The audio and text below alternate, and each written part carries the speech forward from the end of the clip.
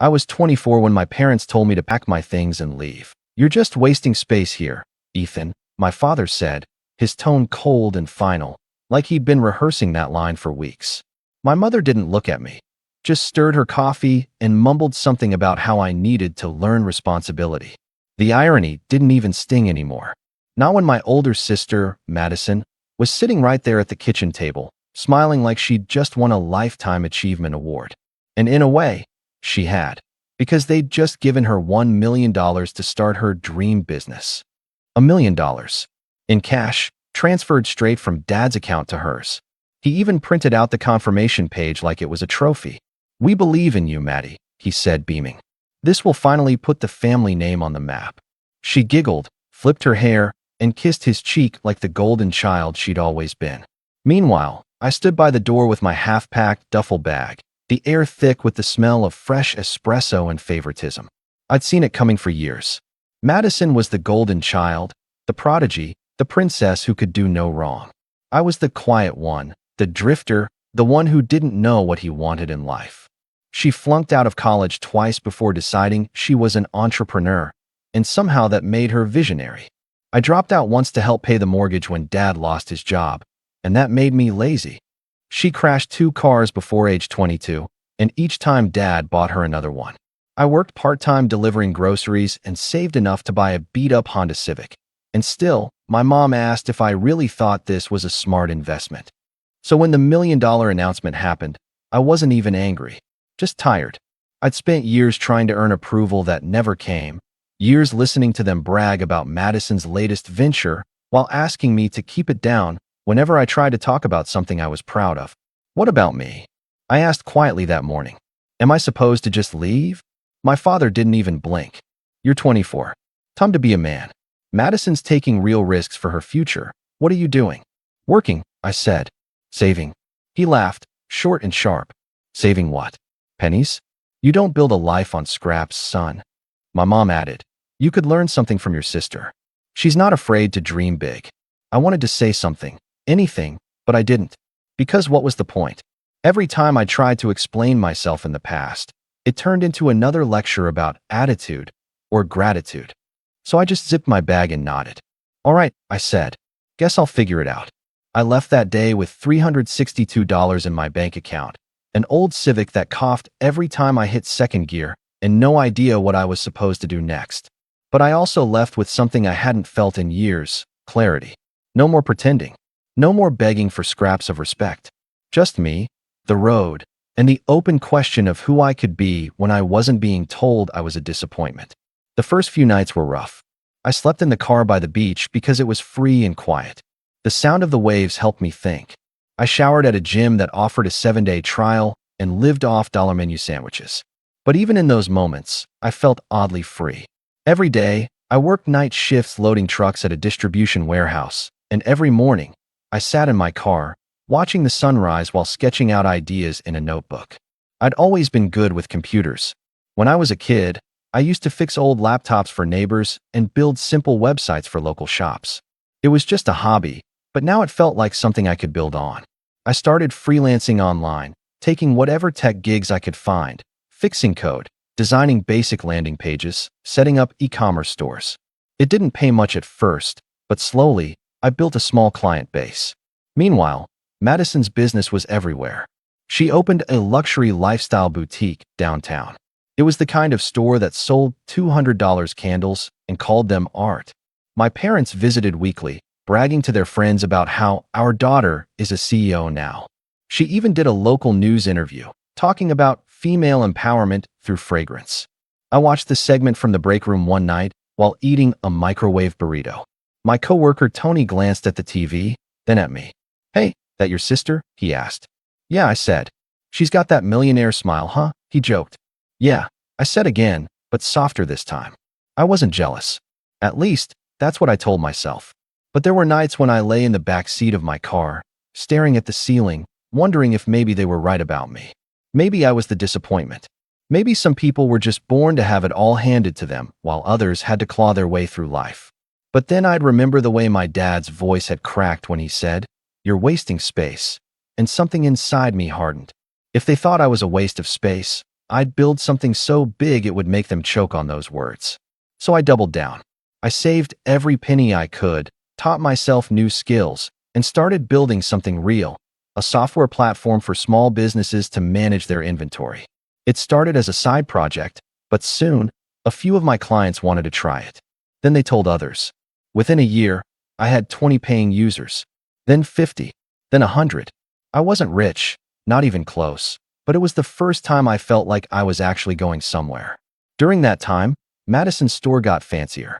She hired influencers, hosted champagne nights, and posted motivational quotes about hustle while wearing designer heels. Mom sent me every article, every photo, every new milestone. "You should be proud of your sister," she'd say over text. "She's really doing it." I never replied. Then one night, after a particularly long shift, I got a voicemail from Dad. "Ethan," he said, "we heard you've been doing some kind of tech thing? That's nice, son. But listen, Madison's expanding. She needs help setting up her website. Why don't you give her a hand? It'd be good practice for you, and family should help family." I remember staring at my phone for a long time, the sound of traffic humming outside my window. Help her. The same sister who hadn't even asked how I was doing in years. The same parents who tossed me out like I was a burden. I didn't call back. But that was the night I knew something had shifted. I wasn't the same broke kid sleeping in his car anymore. I had something they didn't even see coming: momentum. A few months later, my platform landed a major client, an independent retailer chain that signed a six-figure contract. I quit the warehouse job, rented a small apartment, and officially registered my company. For the first time, I had an office, a business bank account, and a reason to wake up every morning. But that's also when the calls started coming again, from my parents, from Madison, from relatives I hadn't heard from in years. At first, it was casual. "How have you been? We should catch up." But beneath the politeness, I could hear something else: curiosity, maybe even a little fear. And then, one afternoon, my mom called out of the blue. "Ethan," she said sweetly, "Madison's been having a tough time lately. Sales are slowing down. Maybe you could, help her out? You're doing well now, aren't you?" That was the first crack in the golden image they'd built around her. The first sign that maybe, just maybe, the universe was finally balancing the scales. But I didn't know yet how bad it was going to get, how fast everything she'd built would start to crumble, or how far my parents would go to drag me back into their mess. And I definitely didn't know that, in the end, it wouldn't just be about money. It would be about control, pride, and the one thing my family never thought I'd have: power. That moment was still ahead of me. I just didn't see it coming yet. It started slowly, the way tension always does in families like mine. Little comments slipped into phone calls, old patterns sneaking back in through polite voices. For months, I'd been trying to keep my distance, focusing on growing my software company, but somehow, my family always found a way to pull me back in. My mother called one Sunday afternoon, right as I was preparing a pitch for an investor. "Ethan, sweetheart," she said, her tone sugary but sharp underneath, "your sister's boutique has been struggling a bit lately. You know how the economy is." I didn't respond right away. "She just needs a bit of guidance, that's all," Mom continued. "You're so good with business now. Maybe you could look at her website, fix it up a little. Your family, after all." Family. That word again. It had become their favorite weapon. "I'm a bit busy right now, Mom," I said carefully. "Maybe she should hire a developer." There was a pause, then the sigh I knew too well. "Ethan, don't be difficult. She's your sister. You know she supported you when no one else did." That one made me laugh, quietly, bitterly. Supported me? She hadn't even called me after I left home. "Mom, I don't think helping with her boutique is." But she interrupted. "Don't be selfish, Ethan. You owe this family after all we've done for you." I just hung up. For years, I'd been the one expected to apologize, to make peace, to accept that I was always less than. Not anymore. A few days later, Madison herself called. I almost didn't pick up, but curiosity won. "Ethan," she said brightly, as if we were best friends. "Oh my God, it's been forever." "Yeah," I said flatly. "So," she continued, "Mom probably told you. I've been going through a little business hiccup. Nothing serious, just some cash flow stuff. But I figured since you're in the business world now," she emphasized it like it was some kind of novelty, "maybe you could help me out." I didn't say anything, so she went on. "I was thinking maybe you could invest. Like, a small partnership? just to get us through this season. It'd be good PR for you too. I laughed out loud. You want me to invest in your candle shop? Her tone immediately sharpened. It's not a candle shop, Ethan. It's a luxury lifestyle brand. And yes, I thought you'd want to help your sister instead of laughing at her. I didn't laugh at you, I said. I laughed at the idea that you think I'd fund the same people who kicked me out. There was a pause, heavy loaded. So that's how it is, she said coldly. You're still holding a grudge. I'm not holding anything, I said. I just learned. She hung up without another word. 2 days later, my parents showed up at my office unannounced. I was in the middle of a meeting when the receptionist knocked and whispered, "There's an older couple here. Says they're your parents." My stomach dropped. When I stepped into the hallway, there they were. My dad in his usual press shirt, and my mom clutching her purse like it held the moral high ground. "Ethan," Dad said, his voice low but firm. "You need to stop acting like a stranger." I blinked. "You threw me out." He waved a hand. "You needed to learn responsibility. And look, it worked. You've done well. You should thank us." That line nearly made me choke. Thank them for making me sleep in my car? For years of humiliation? Before I could answer, Mom chimed in. "We're not here to argue, honey. We just want you to do the right thing. Madison's worked so hard, and she's been under so much stress. You're successful now. You can afford to help her." "And by help, you mean?" Dad crossed his arms. "A loan. Or an investment. You could save her business." I stared at them both. "You gave her $1 million, remember?" "That was years ago," Mom said. "Businesses take time to grow. And mine didn't get a single cent," I said. "But I'm the one who's supposed to bail her out?" Dad's jaw tightened. "Don't twist this. You wouldn't even have that business if we hadn't pushed you out of the house." There it was, the classic rewrite of history. Somehow, their cruelty had become tough love. "I think we're done here," I said quietly, turning toward my office door. Mom called after me. "You'll regret this, Ethan. Family should stand together." But they left before I could reply. For a few weeks, I didn't hear from them. I buried myself in work, building partnerships, hiring 2 developers, and expanding into new markets. But the silence didn't last. It never did. It started with small things. A few relatives checking in, asking how I was, then steering the conversation toward Madison's rough patch. An aunt sent me a long message about how family fortunes rise and fall together. A cousin tagged me in one of Madison's desperate Instagram posts. Support small businesses. Then came the family gathering. My parents insisted I attend my dad's birthday dinner. "It'll mean a lot to him," Mom said over the phone. "And Madison will be there too. We all need to reconnect." Every instinct told me to skip it, but something in me wanted to face them. Maybe I wanted to see if anything had changed. Maybe I wanted to prove to myself that I didn't need their approval anymore. The restaurant was one of those expensive places my parents loved. White tablecloths, gold-rimmed plates, and waiters who spoke in whispers. When I walked in, the conversation paused.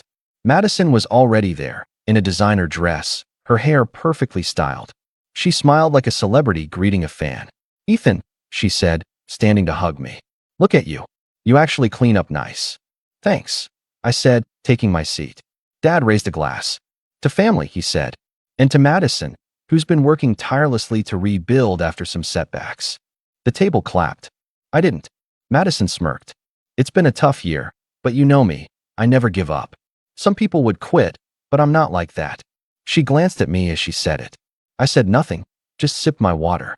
Then Dad turned to me. "So, Ethan, how's the little tech thing going?" "Little tech thing? It's going well," I said evenly. "We're expanding into Europe next quarter." Mom smiled, but it didn't reach her eyes. "That's wonderful, dear.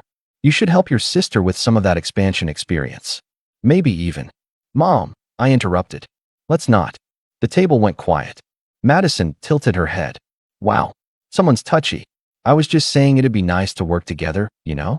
Combine brains and beauty." Dad chuckled. "She's got a point. You're both talented in your own ways." "Yeah," I said. "Except one of us built something from scratch, and the other got $1 million head start." The air went ice cold. Madison's smile froze. "Ethan," Mom whispered sharply, "that's uncalled for." "No," I said, my voice calm. "What's uncalled for is pretending none of this ever happened." Dad slammed his hand on the table. "Enough. This is supposed to be a celebration." Madison leaned back, smirking again. "It's fine, Dad. Some people just can't handle watching others succeed." I laughed under my breath. Right. That must be it. Dinner ended early. On the way out, Mom grabbed my arm. You embarrassed us tonight, she hissed. You think your money makes you better than this family? I looked her straight in the eye. No, Mom. You made it clear years ago I wasn't part of this family. She let go without another word. Over the next few months, things escalated. Madison's boutique began posting discount sales every week. Then she deleted the comments section on her posts. Eventually, I started hearing rumors from clients, from mutual acquaintances, that she owed vendors tens of thousands. And then my parents started calling again, every day, first with guilt, then with anger. You're letting your sister fail, Dad said in one voicemail. We raised you better than this. It would have been almost funny if it didn't sting so much. After everything they'd done, after years of being invisible, they still thought I owed them. The last straw came one afternoon when I got home from work and found an envelope taped to my door. Inside was a handwritten letter from my mom. Ethan, we know you're doing well, and we're proud of you. But Madison is drowning. We've already mortgaged part of the house to help her, but it's not enough. Please, if you have any decency left, save your sister's dream. She's your blood. There was a check request enclosed. For $250,000. I sat on the couch for a long time, the letter in my hands, my mind racing through every memory, every insult, every you're not enough, every dinner where they toasted her and ignored me. And for the first time, I didn't feel hurt. I felt calm, detached, like something inside me had finally clicked into place. They wanted to play games with guilt and manipulation? Fine, I'd play too. But this time, I wouldn't be the quiet one sitting at the table pretending not to notice the knives pointed my way. This time, I'd make sure they finally saw who they were dealing with. The unraveling began quietly, like a slow leak that no one notices until the floor gives way. For weeks, I tried to ignore the signs. Late-night messages from relatives I hadn't spoken to in years, vague, urgent calls from my parents, and a growing sense that something was moving behind the scenes. But I didn't want to care. I was busy. My company had just closed another major partnership. I'd hired new staff. And for once, life actually felt stable. Then, one morning, I got an alert from my bank. A large transfer, $50,000, had been flagged for review. My stomach dropped. I hadn't made any transfer that week. I logged in immediately and froze. There it was, a pending transaction from one of my business accounts, routed to an unfamiliar entity under my sister's name. I called the bank. That transfer wasn't authorized, I said quickly. I didn't make it. The rep put me on hold, then returned with a confused tone. Sir, the request came through a joint authorization. Someone logged in using a linked account with matching family credentials. Family credentials? Yes, sir. The system shows that the request was made by an account connected to your parents' banking profile. My chest tightened. That couldn't be right. I hadn't linked any accounts with my family since I left home, years ago. But then it hit me. When I was younger, my father had insisted on helping me manage my savings. He'd opened a family joint account and said it was for emergencies. I'd forgotten about it, never used it again after leaving. But apparently, he hadn't. I immediately froze the transaction and changed every password I could think of. When I checked my emails, there were multiple failed login attempts from unknown devices. My dad's old email was listed on one of the recovery contacts. My hands were shaking. I called him straight away. He picked up on the third ring, his voice calm. Ethan, you don't have to be so dramatic. What did you do? I demanded. Why is there a transfer from my account to Madison's name? He sighed. We needed to move some money temporarily. Madison's business was about to lose its lease. We'll pay it back. I almost laughed. You took money from my company without asking. Don't exaggerate, he snapped. It's all in the family. We've helped you enough over the years. I couldn't believe what I was hearing. You kicked me out, Dad. That was for your own good, he said, his tone sharp now. You're successful because we pushed you. So you owe this family some gratitude. It's time you give back. I was silent for a long time. Then I said quietly, you didn't give me anything. You gave her everything. Don't talk about your sister that way, he barked. She's trying. She's had a hard year. So you stole from me? I borrowed it, he said quickly. You can't even feel it missing. You're making good money now. Don't act like it's some tragedy. My blood boiled. You could have asked. He laughed. If I asked, you'd have said no. He hung up before I could answer. That was the moment something inside me broke. Not anger this time, but something deeper. A quiet, irreversible shift. I'd always known my parents favored Madison, but I hadn't realized how far they'd go for her. It wasn't just favoritism anymore. It was betrayal. I sat at my desk for nearly an hour, staring at the frozen transfer. The betrayal wasn't about the money. It was about the entitlement, the way they saw my success as theirs. The way they thought they could still reach into my life and take whatever they wanted, just because I shared their last name. That evening, I drove to their house, the same one I'd been thrown out of 5 years earlier. The drive felt longer than I remembered. When I pulled up, Madison's brand new SUV was parked in the driveway, gleaming under the porch light. Mom opened the door before I could knock. "Ethan," she said sweetly, like nothing had happened. "You look tired. Work too hard, don't you?" I didn't respond. "Where's Dad?" She hesitated. "In the living room." "But can't we just—" "I'm not here to chat, Mom." Her smile faltered, and I walked past her into the house. Dad was watching TV, Madison sitting on the couch beside him, scrolling through her phone. When she saw me, she smirked. Well, the prodigal son returns." "Did you do it?" I asked. She blinked. "Do what?" "Authorize a transfer from my company account." Her smirk vanished. She glanced at Dad, then back at me. "Relax, it was just temporary." I stared at her. "You did do it." She rolled her eyes. "Dad said it'd be fine. I needed it to cover payroll for a month." "You make 6 figures a year. What's 50 grand to you?" I couldn't speak for a second. The audacity was staggering. That money wasn't just mine. It was my employees', my company's. "Oh please," she scoffed. "You think your little startup's some empire? You wouldn't even have that money if it weren't for Dad's connections." I turned to my father. "You gave her access to my account?" He didn't even look guilty. "It's all in the family, Ethan. Stop being selfish. You wouldn't even notice it missing." "I already froze the account," I said quietly. "And I filed a fraud report." The room went silent. Mom gasped. "You what?" "I filed a fraud report," I repeated. "It's already under review." Dad stood up, his face red. "Do you have any idea what you've done? That could ruin your sister's business." "Good," I said. "Maybe it's time she learned what consequences feel like." Mom's voice cracked. "Ethan, please. You're going to tear this family apart." I laughed bitterly. "You already did." I turned to leave, but Madison stood up suddenly, her face twisted with rage. "You think you're so perfect now? You think that stupid little app makes you better than us?" "No," I said calmly. "I think it proves you don't need $1 million handout to build something real." She grabbed a glass from the coffee table and hurled it across the room. It shattered against the wall near me. My mother screamed. My father shouted her name. But I just stood there, unmoving.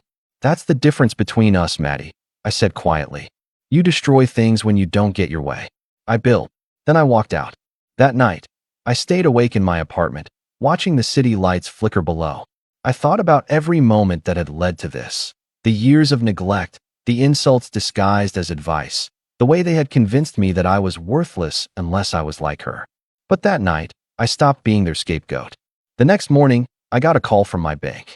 The fraud report had triggered a freeze on all joint family accounts linked to mine, including my parents', their mortgage payments, their credit cards, everything.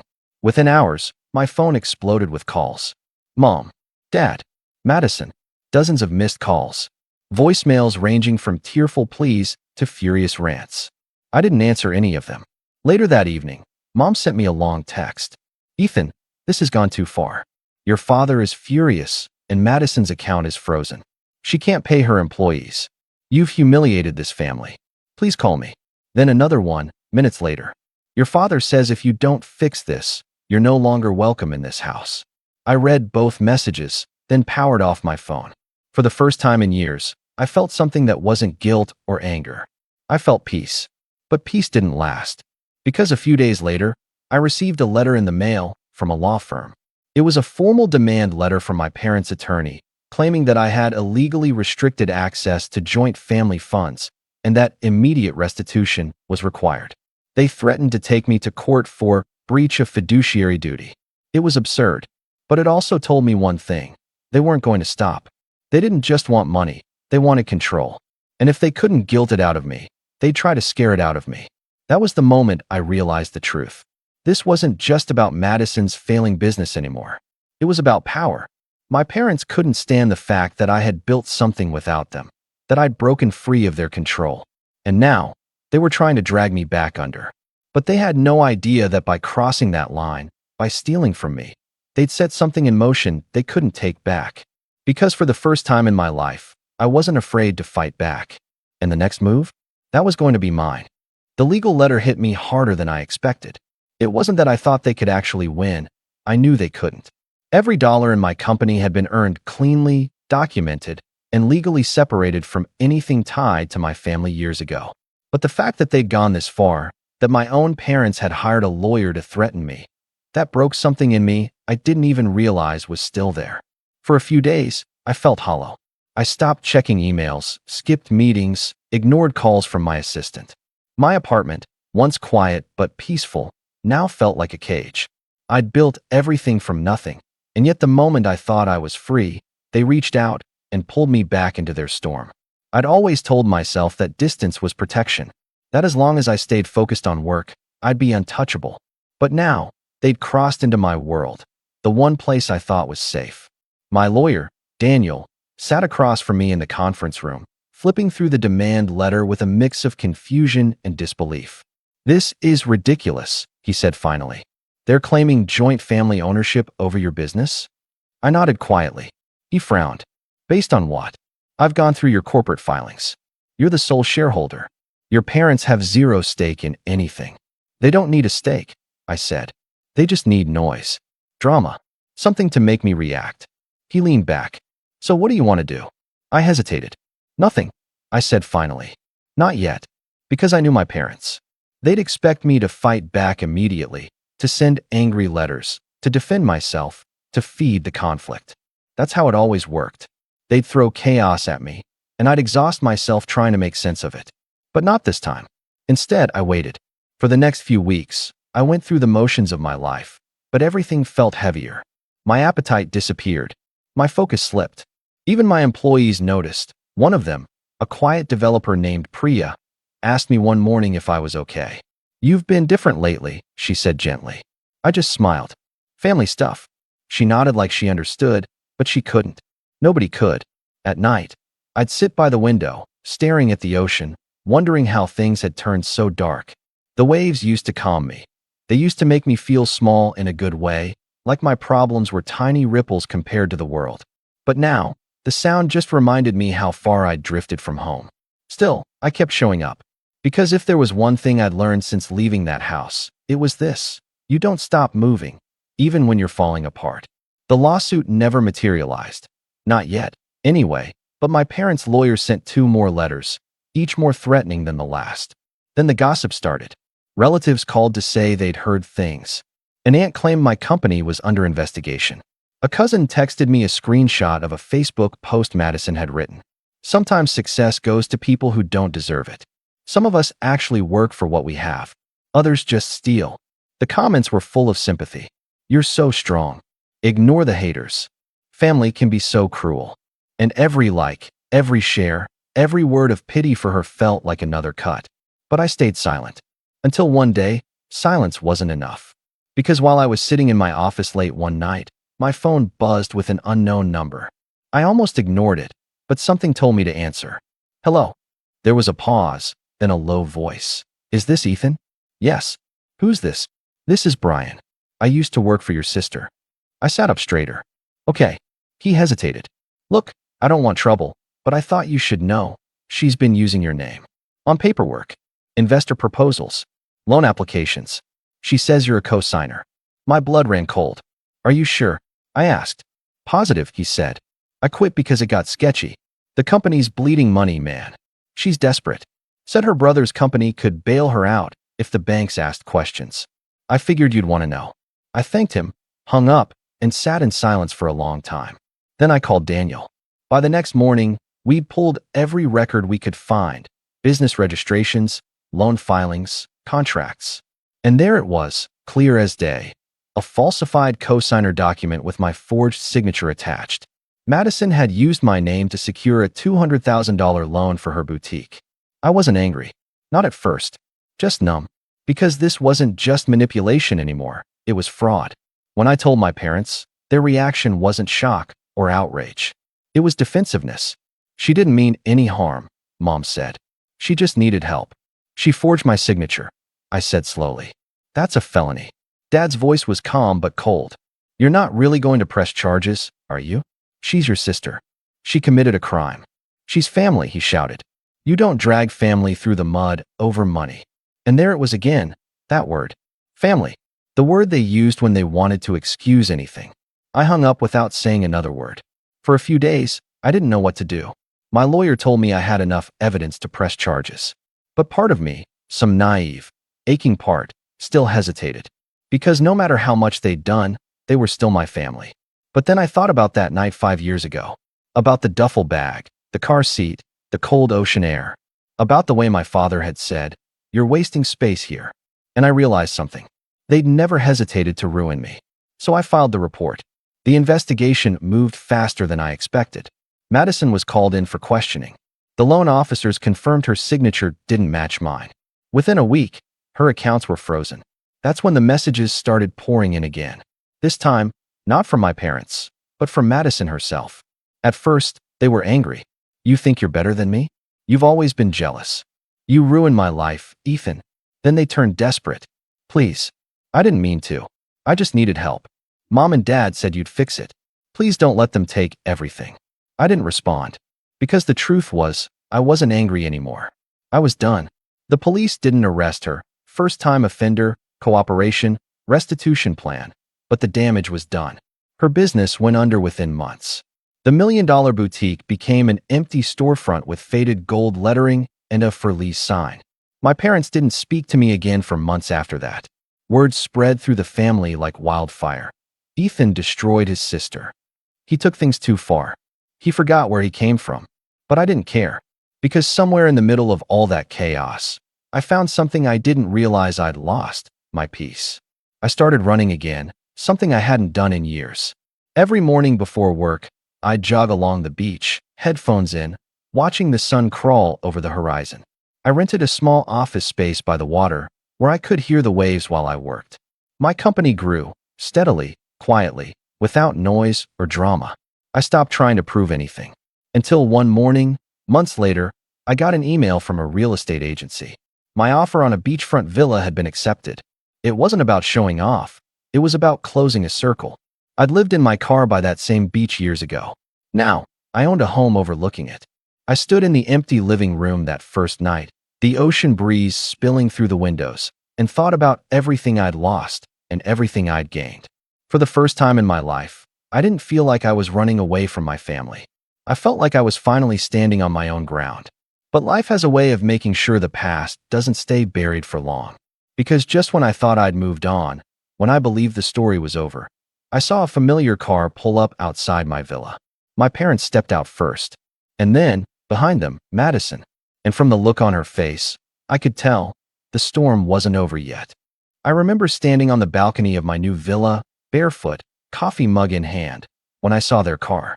The silver Lexus I'd seen parked outside my parents' house countless times, now creeping along the street like it didn't want to be seen. It stopped just past my driveway, idling for a moment before pulling in. My chest tightened. I hadn't seen them since everything fell apart. Not after the fraud report, not after the fallout. A part of me had hoped they'd just move on, that maybe silence would be the cleanest ending we could get. But here they were, my parents and Madison, stepping out of the car, dressed as if this were just another polite visit. Madison wore oversized sunglasses and a beige coat that probably cost more than the average monthly rent. Mom clutched her purse with that same self-righteous tightness she always had before a serious talk. Dad walked a step ahead, his hand resting protectively on Madison's shoulder like she was still the fragile little angel who could do no wrong. I didn't move. I just sipped my coffee and waited. When they reached the gate, Mom called out first. "Ethan," she said brightly, like she was greeting an old friend. "You look wonderful. This place is beautiful." I didn't answer. Dad followed, his voice firm but fake friendly. "We were in the area. Thought we'd stop by. You know, see how you've been doing."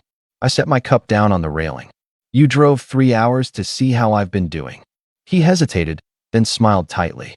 "You know your mother worries. And, well, it's been too long." Madison finally spoke, her voice soft, carefully rehearsed. "Hi, Ethan." I looked down at her. "Hi." There was silence. The waves crashed behind me. Finally, Dad cleared his throat. Can we come in? It's chilly out here. I considered saying no, but I didn't. Something in me wanted to hear what they had to say. Inside, the air was awkward. They sat on my white couch like guests who didn't belong there, glancing around at the marble floors, the open view of the beach, the minimalist decor, the kind of space that said, I made this life myself. Mom smiled too wide. You've really done well for yourself, Ethan. We're proud of you. That word again. Proud. It didn't sound like pride. It sounded like an afterthought, like something she was supposed to say. I leaned against the counter. So what is this really? Dad sighed. It's not about the past. We've all made mistakes. What matters is family. Don't, I said sharply. Don't use that word again. Madison looked up, her voice shaky. Ethan, I'm sorry. For everything. For the money. For the lies. I didn't know what else to do. Her tone almost sounded genuine. Almost. I stayed quiet. She took off her sunglasses, revealing tired eyes. Red, puffy, desperate. I lost everything, she said softly. The house. The car. My savings. The bank took what little I had left. I'm staying with Mom and Dad now. I nodded slowly. And she hesitated. And I need help. Just a little. Not money. Guidance. I know you're good at this business stuff. I was hoping maybe we could partner on something new. I've been working on an idea. I actually laughed. I didn't mean to. It just came out. You forged my name, nearly got me investigated for fraud, and now you want to go into business with me? Her eyes filled with tears. Please, Ethan. I'm not asking for a handout. I just need a chance. Dad leaned forward. Son, she's learned her lesson. We all have. This family has been through enough. Why don't you show some compassion? I stared at him, that familiar wave of disbelief washing over me again. He still didn't get it. None of them did. Mom tried to soften the tone. Ethan, sweetheart, your sister's lost so much. You have the means to help her rebuild.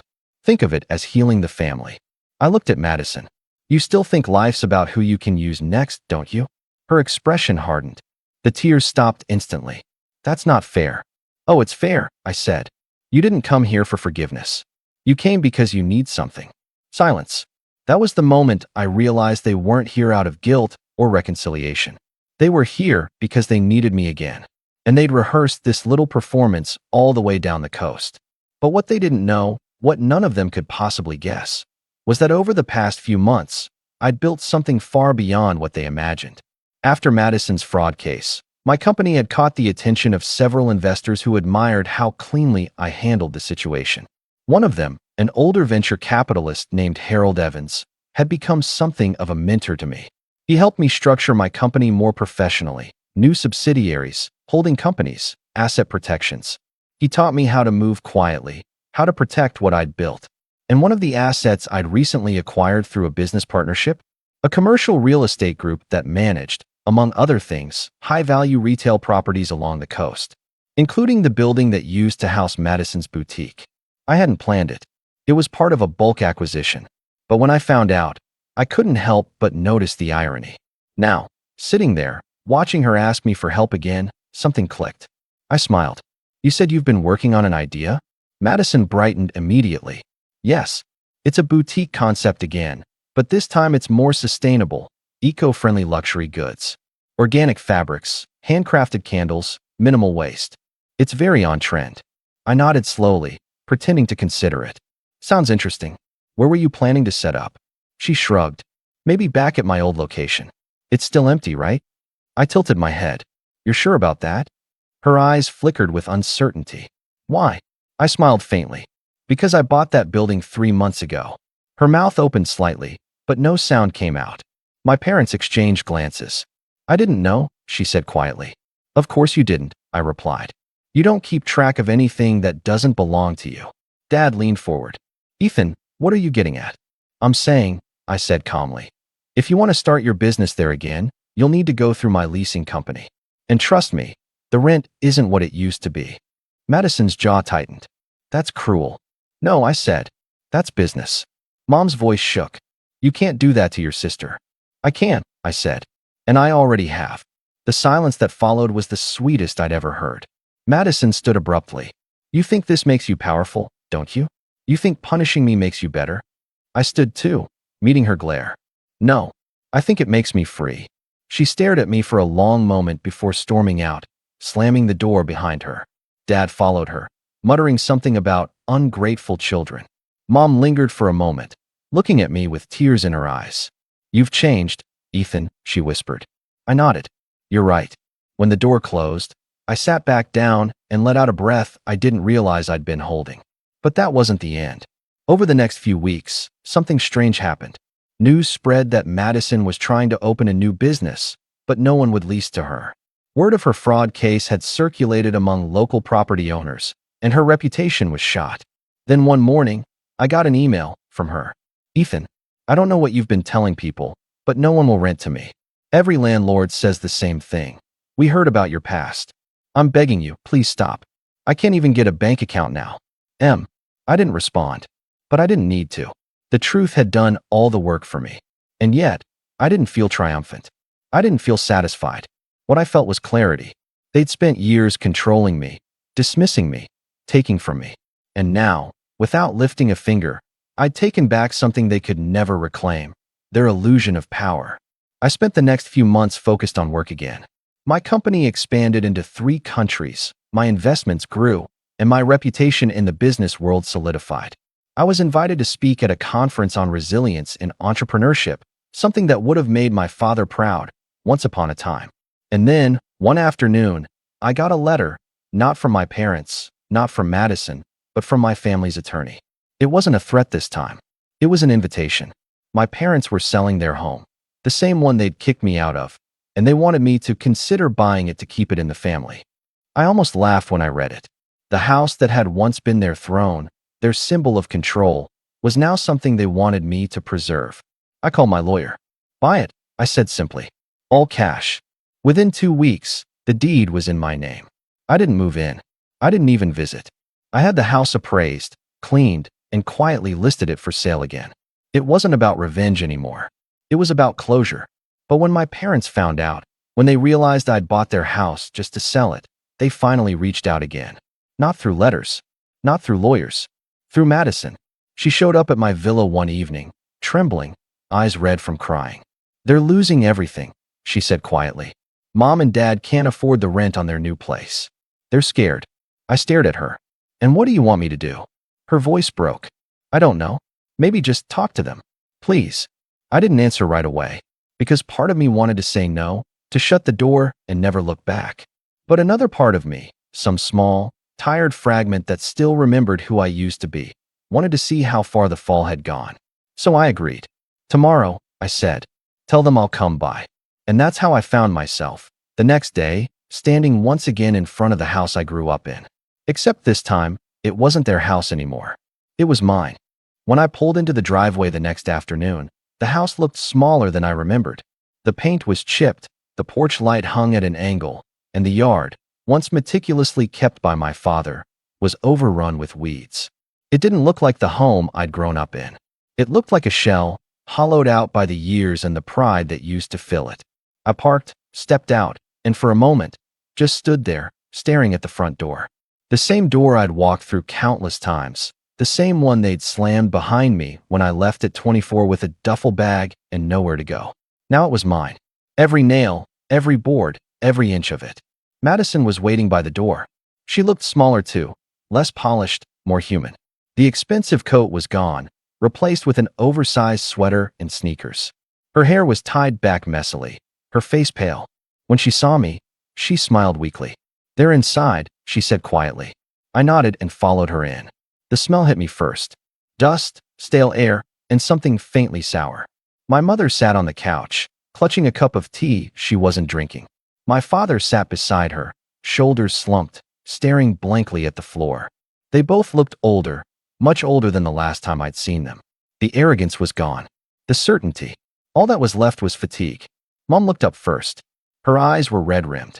"Ethan," she said softly, "thank you for coming." I stood in the doorway, saying nothing. Dad tried to smile. "You've done well, son. We heard about the company, the villa, the success." His voice cracked on the last word. "Why am I here?" I asked quietly. Mom set her cup down carefully. "We're selling the house. We can't afford the upkeep anymore. Your father's retirement funds are tied up, and," she hesitated, "we were hoping maybe you'd help." Buy it, keep it in the family. I already did, I said. The silence that followed was suffocating. Dad frowned. What? I bought the house 2 weeks ago, I said calmly. Didn't your lawyer tell you? Mom's mouth opened slightly. You bought it. Yes, I said. It's mine now. Dad's face went pale. You can't just. I can, I said. And I did. He stood up, anger flashing in his eyes for the first time. You think this is funny? Buying your own parents' house out from under them? No, I said. I think it's poetic. Mom began to cry. Ethan, please. We've made mistakes, but this isn't right. We're your family. I took a deep breath. You stopped being my family the day you told me I was wasting space. The day you chose her over me. The day you stole from me, lied about me, and made me feel like I didn't belong. Madison stood by the wall, frozen, her eyes darting between us. Dad's voice shook. So what now? You're going to throw us out? You think that makes you a man? I looked at him for a long time. No, I said quietly. I think surviving you did. He flinched, but said nothing. Mom reached for my hand, but I stepped back. You don't have to do this, she whispered. We can start over. We can. I cut her off. You had years to start over. I begged you for a chance back then. I asked for respect, not money. I asked to be treated like I mattered. You gave me silence. You gave her everything. Madison finally spoke, her voice trembling. Ethan, please. They've lost everything. Don't make this worse. I turned to her. You forged my signature. You almost destroyed everything I built. And now you want me to fix the mess again? You've never learned, Maddie. You never will. Tears filled her eyes. I said I was sorry. I know, I said. But sorry doesn't undo years of damage. For a long moment, none of us spoke. The only sound was the faint hum of the refrigerator and the ticking of a clock somewhere in the kitchen. It felt like time itself was holding its breath. Then I pulled a folder from my jacket and set it on the table. These are the sale documents, I said. The house will be listed next week. You have 30 days to move out. Mom gasped. Ethan, no, please. I shook my head. I'm not doing this to hurt you. I'm doing it to end it. To stop pretending there's anything left to save. Dad's jaw clenched. You think you're the victim in all this? You wouldn't even be standing here if we hadn't pushed you. I looked him dead in the eye. Then maybe you should have pushed harder. I might have gotten here sooner. He didn't have a response. Mom sobbed quietly into her hands. Madison stood motionless, tears sliding down her cheeks. I walked toward the door, my footsteps echoing in the empty house. When I reached it, I turned back one last time. You taught me that family means loyalty, but what you really meant was obedience. I spent years breaking myself trying to earn your love. Now I finally understand. I don't need it. Then I left. Outside, the sun was beginning to set, casting long orange streaks across the lawn. The same yard I'd mowed as a kid, the same driveway I'd stood on the night they told me to leave. I walked down it slowly, feeling every step like it was closing a chapter I'd been stuck in for half my life. When I got to the car, Madison followed me out. Ethan, she called, running toward me. Wait. I turned. She stopped a few feet away, breathing hard. You don't have to do this. You could forgive them. You could forgive me. I looked at her sadly. You don't want forgiveness, Maddie. You want things to go back to the way they were. But that version of me, the one who'd give everything and expect nothing, that version died a long time ago. She swallowed hard. Then what now? You just drive away? Leave us with nothing? I nodded slowly. Exactly what you did to me. For a moment, she looked like she wanted to scream, to fight, to throw something like she always used to when things didn't go her way. But instead, she just stood there, eyes glistening, shoulders shaking. I hope someday you understand, I said quietly. Because I already have. Then I got into my car and started the engine. In the rearview mirror, I saw her standing there as I drove away, small, broken, and silent. For the first time in years, I didn't feel anger. I didn't feel sadness either. What I felt was freedom. Weeks later, I got the final update from my lawyer. The house had sold for nearly double what my parents paid for it. I didn't keep a cent. I had the proceeds quietly donated to a scholarship fund for kids who'd grown up with nothing. Kids who'd been told, like me once, that they'd never make it. The news of the sale reached my parents through Madison. She sent one last message. They're moving into a small apartment in the city. Mom cries a lot. Dad doesn't talk much. I hope you're happy now. I read it once, then deleted it. Because happiness wasn't the point. Peace was. Months later, standing on the balcony of my villa again, I watched the ocean stretch endlessly into the horizon. The same view I used to stare at from my car window, hungry and tired and invisible. Now it was mine, not because of revenge, but because I'd stopped chasing people who never wanted to see me win. I thought about calling them one last time. Thought about saying something, anything. But then I realized there was nothing left to say. They had chosen their story. I had chosen mine. And sometimes, the most powerful revenge isn't revenge at all. It's silence. I finished my coffee, walked back inside, and closed the balcony doors behind me. That was the last time I ever looked back.